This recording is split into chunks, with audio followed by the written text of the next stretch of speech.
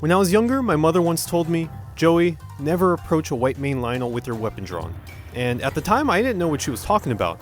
But after making my way through Breath of the Wild and its abundance of dangerous monsters, I finally understand. And I'm here to pass that information down to you guys with this mini-boss guide that will help you conquer some of the bigger enemies the game has in store for you.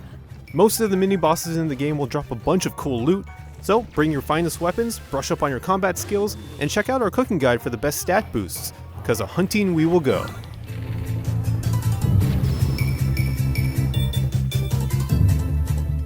Don't be fooled into hopping on top of these guys for a better view. Their giant rock bodies have the ability to take off a huge number of hearts in just one blow, whether it's throwing its arms at you or just body slamming you into dust.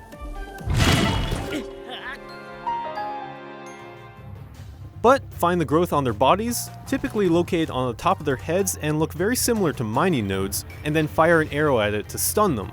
Then climb aboard and smash that thing into pieces. And if you're having some trouble avoiding the rocks they throw, a couple of bombs should do the trick. The Igneo and Frost versions of the Talus will be a little bit trickier though. If you don't have the right armor to protect yourself, you won't be able to stand on top of the Talus without getting burned or frozen. So use weapons of the opposite element to stun them, and then you can safely mount their backs and wail on their weak spot. Yeah.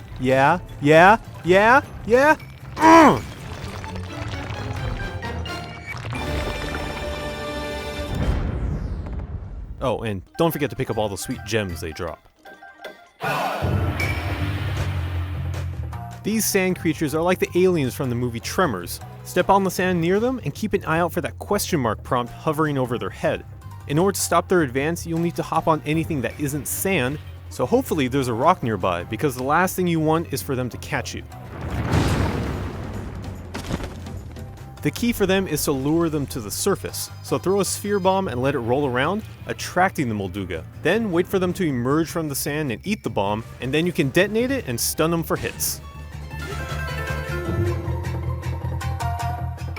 These sleepyheads will usually keep to themselves, unless of course you come stomping all over their territory, but you don't always have to kill them. If you just want that key or royal weapon hanging around their neck, consider creeping in at night or by the Mask of Rain.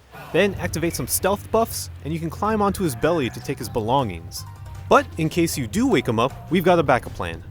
You're going to want to shoot him, where else? In his one eye to stun him. Once he's down, you can get some swings in before he gets back up, and do put some distance between you and the Hinox, because he'll butt stomp you into oblivion. But once you get them to half health, they'll start picking up on your tactics and actually cover their weak spot when you're aiming your bow. So the key here is to either use your upgraded stasis to freeze him, allowing you to get a couple shots in, or you can burn some grass around him to create some lift and get that slow-mo arrow shot. Ooh, right in the pupil. There's also a cursed version of this guy known as the Stalnox, who only appears at night. He works in the same way as the Hinox, just watch out for flying bones. And shooting his eye will actually cause it to pop out of its socket and flop around on the floor for you to whoop on. Let's get this thing out of here.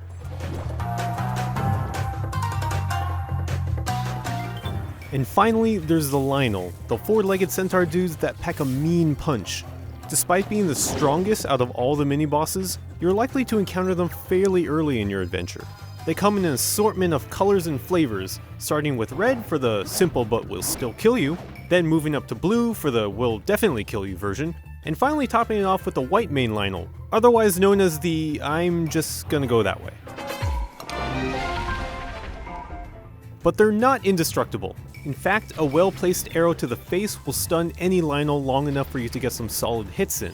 And if you got your upgraded stasis rune, you can actually freeze him in place before you unload a half a dozen arrows into his skull.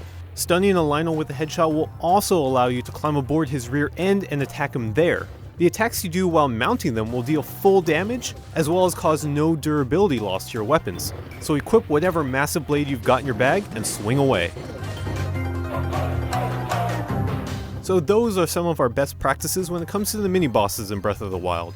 I hope this video makes your life in the game a little less prone to death, but if you've got any tips for tackling these beasts, including the fabled Silver Mane Lynel, please let me know in the comments below, and don't forget to subscribe to the GameSpot YouTube channel for even more coverage of Breath of the Wild.